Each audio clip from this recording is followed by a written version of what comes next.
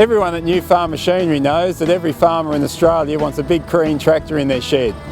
Today we've decided to downsize and show you the little John Deere.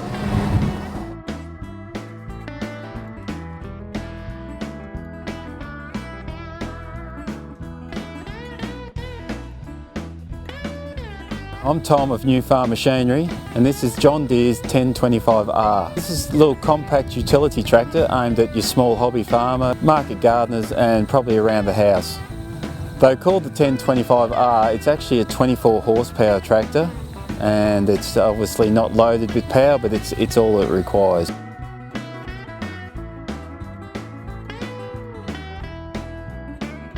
This one here you can see it has a front end loader, a mower attached underneath and a backhoe to the rear. Like most little tractors in this range, to move around they're fairly rough. This goes with the style of the machine. But once you're there, it does the jobs fantastically.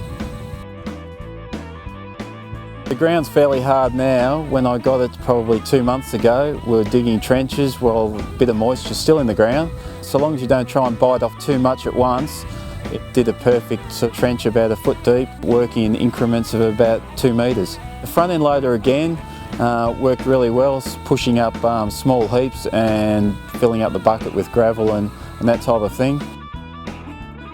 One area I thought, this front end loader has a lot of electrical equipment attached to it for safety purposes, and I just find that you could find a simpler way of complying with the safety issues rather than having all the electrics attached to it.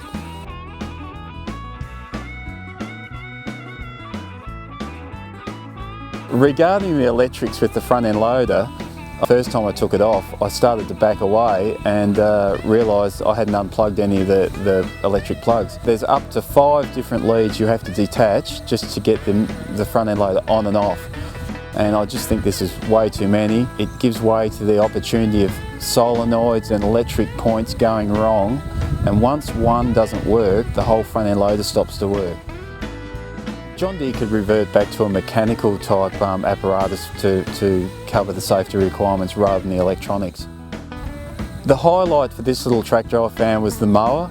Putting it on was as simple as driving up over the top, and it just automatically just latched into position.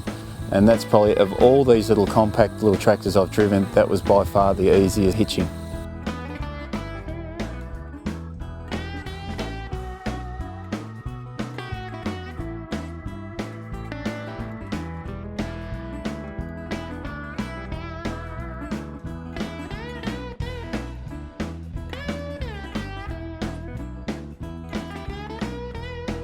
The backhoe is an extremely effective piece of apparatus. I just found hopping on, you had to be very careful not to bump levers. It was just a little bit cramped to hop onto.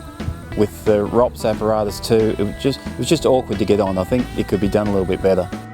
I used the little machine on various jobs. It did everything I asked for it.